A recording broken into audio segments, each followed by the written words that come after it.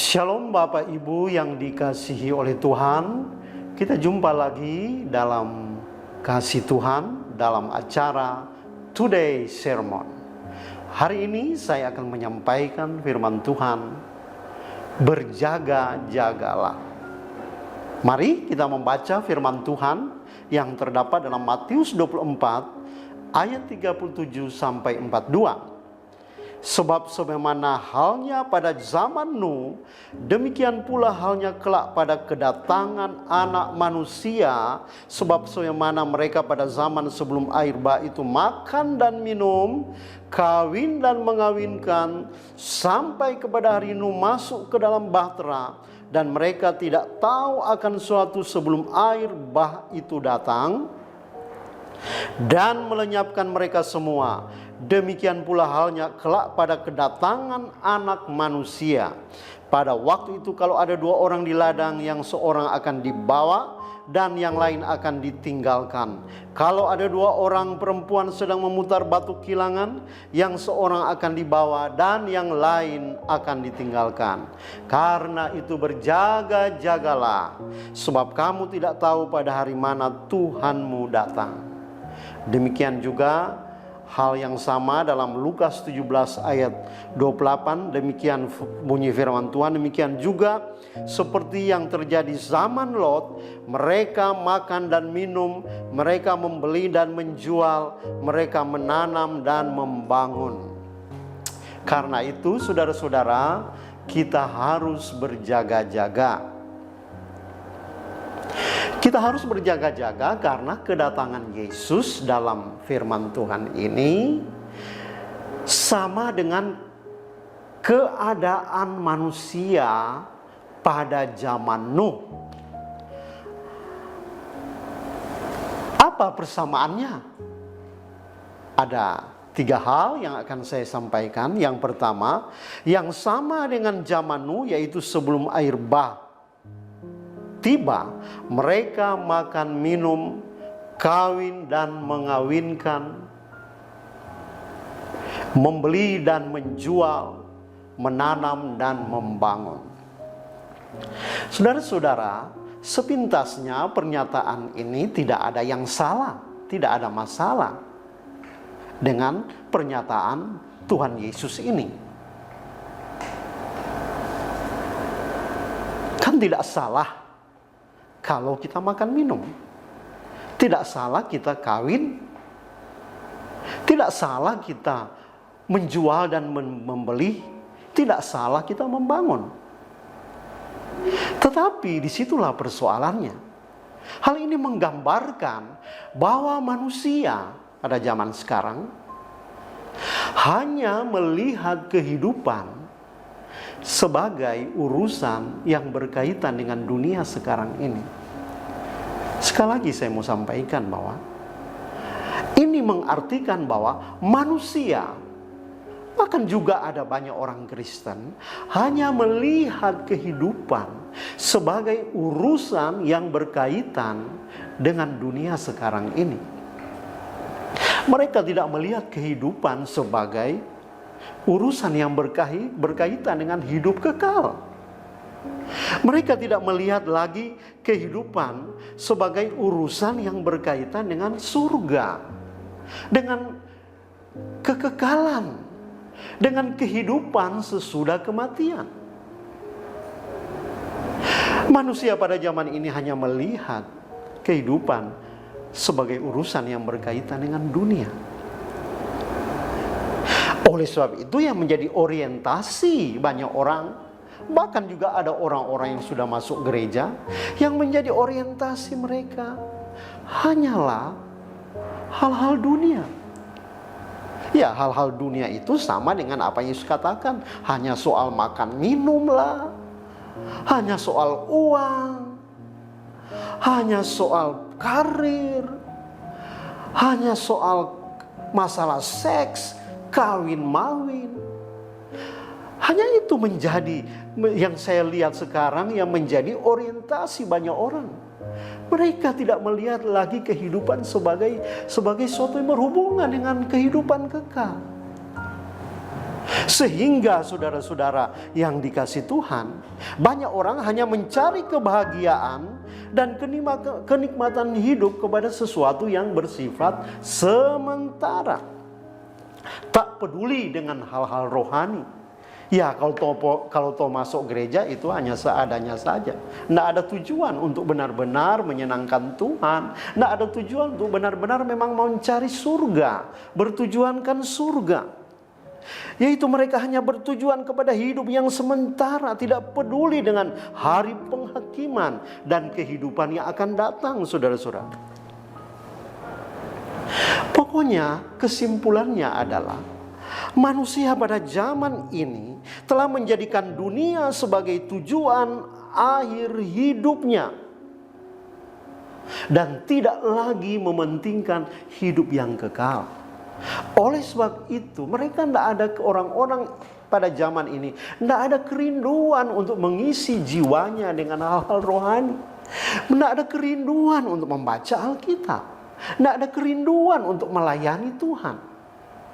Kalau toh mau terlibat dalam pelayanan, itu hanya untuk mencari nama saja. Hanya untuk kepentingan diri. Hanya supaya terkenal aja. Supaya orang sanjung. Supaya mendapat puji-pujian. Untuk mencari nama. Untuk kemuliaan namanya sendiri, bukan kemuliaan Tuhan. Mengapa? Karena orientasi mereka hanya hal-hal dunia semata-mata. Inilah yang Yesus sebutkan bahwa keadaan manusia pada akhir zaman adalah ketika Yesus akan datang kedua kali, itu sama dengan pada zaman Nuh dan juga pada zaman Lut, saudara-saudara. Zaman Nuh mereka tidak peduli lagi dengan firman Tuhan. Mereka tidak peduli lagi dengan perkara-perkara surgawi. Mereka tidak peduli lagi dengan berita-berita firman Tuhan. Saudara-saudara yang dikasih Tuhan, pokoknya kita melihat ada banyak orang yang nantinya tidak akan terangkat ke surga.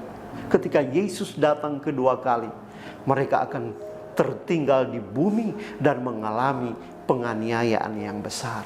Mengapa? Karena orientasi mereka bukan lagi kepada Tuhan.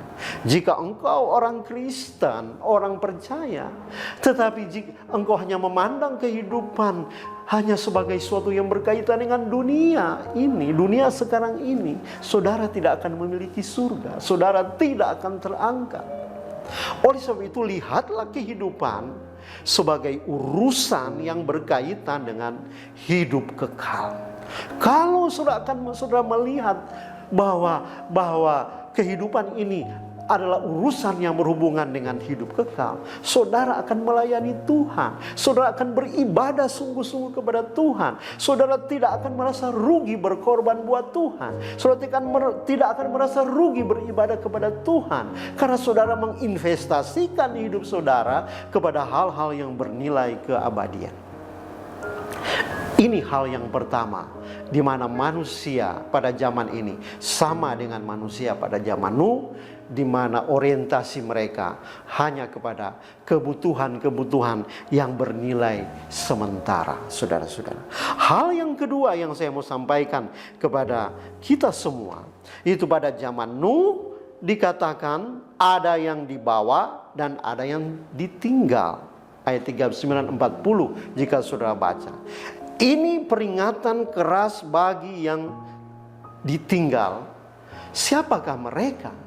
Mereka adalah bisa saja orang-orang Kristen, tapi mereka juga adalah orang-orang yang tidak percaya kepada Kristus. Tetapi mereka juga bisa merupakan orang-orang Kristen yang mengaku percaya Tuhan, tetapi tidak hidup sesuai dengan firman, tidak hidup sesuai kehendak Tuhan. Mereka tetap saja melakukan hal-hal yang tidak benar, saudara-saudara. Saudara yang dikasih Tuhan, jadi ada yang diangkat dan ada yang ditinggal. Bisa saja pengertiannya begini, Bapak Ibu, ya. Kita tahu bahwa kita semua adalah orang-orang yang sibuk. Kita banyak kesibukan, saudara-saudara, ya. Kita punya kesibukan masing-masing. Entah itu kerja, di kantor, atau bahkan sibuk di rumah kita masing-masing sebagai ibu rumah tangga, saudara, ya. Akan tetapi saudara, ada orang-orang walaupun dia sibuk, sesibuk-sibuknya dia, masih saja tetap memberi diri untuk melayani Tuhan. Masih saja tetap memberi diri untuk terus giat beribadah. Ya, masih tetap memberi diri untuk ikut pelayanan di mana-mana, terlibat dalam kegiatan-kegiatan rohani. Padahal mereka adalah orang-orang yang sibuk. Bayangkan saudara-saudara, mungkin dari Senin sampai Jumat mereka pergi ke kantor mungkin jam 7 pagi, pulang jam 4 atau setengah 5. Saudara-saudara, mereka begitu sibuk. Tetapi di saat-saat ibadah, di saat-saat ada pelayanan, di saat-saat ada doa puasa mungkin, di saat-saat ada kegiatan-kegiatan rohani, tetap saja orang ini ada, saudara-saudara, ya. Bahkan mungkin hari Minggu yang bagi orang lain menjadi hari liburan untuk pergi ke tempat-tempat wisata, tetapi orang ini tetap saja memilih beribadah, tetap saja memilih untuk terlibat dalam pelayanan, saudara-saudara.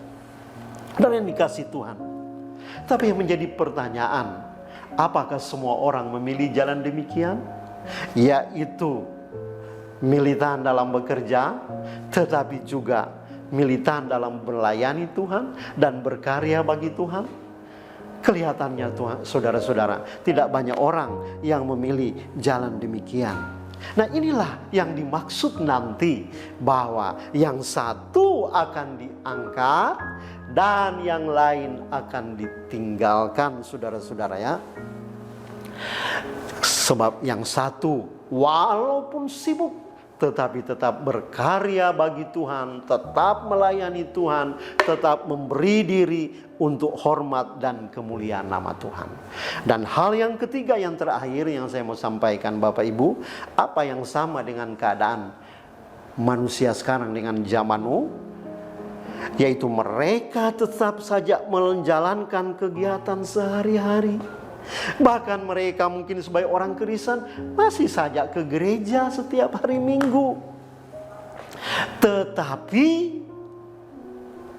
tetap saja mereka melakukan kejahatan.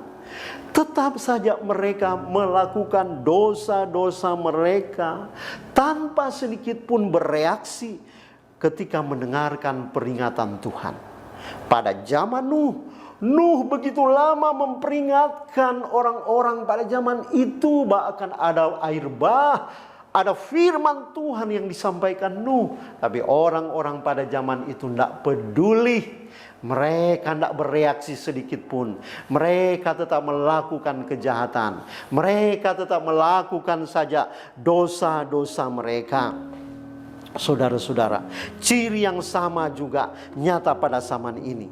Orang makin tak peduli akan Tuhan. Mereka tak peduli akan kebenaran dan penghakiman dan keadilan. Apalagi peringatan bahwa Yesus akan datang kedua kali, kita harus berjaga-jaga. Mereka tak mau peduli. Tapi saya percaya saudara yang mendengar hari ini, yang menonton video ini, engkau dikasih Tuhan, engkau peduli kepada Tuhan, engkau peduli kepada firman Tuhan. Ingat, saya terlalu percaya Yesus tidak lama lagi akan datang. Berjaga-jagalah dan bertobatlah. Tinggalkan dosa dan kejahatanmu supaya engkau berkenan kepada Tuhan. Mari kita melihat kehidupan ini sebagai urusan yang berkaitan dengan hidup kekal surga. Tuhan Yesus memberkati. Shalom. Bapak Ibu yang dikasih Tuhan, mari kita berdoa. Tuhan, hidup ini hanya anugerah-Mu. Kami bersyukur sebab Engkau mencintai kami. Dengan firman yang telah disampaikan membuktikan bahwa Engkau mencintai kami, supaya kami tidak tersesat, supaya kami peduli dengan firman, supaya kami peduli dengan hidup kami, hidup rohani kami. Jika kami peduli, maka kami akan mengisinya dengan kebenaran setiap saat. Ya Tuhan Yesus, bawa kami melihat kehidupan ini sebagai urusan yang berkaitan dengan hidup kekal, di mana kami terus menyimpan harta surgawi lewat beribadah, memuji Tuhan, melayani Tuhan, dan memberi waktu-waktu kami untuk kemuliaan nama Tuhan. Berkati semua pendengar, biar lewat firman Allah ini mereka dapat sadar dan bertobat, meninggalkan kehidupan hedonisme dan berbalik kepada Yesus. Dalam nama Yesus hamba berdoa. Amin.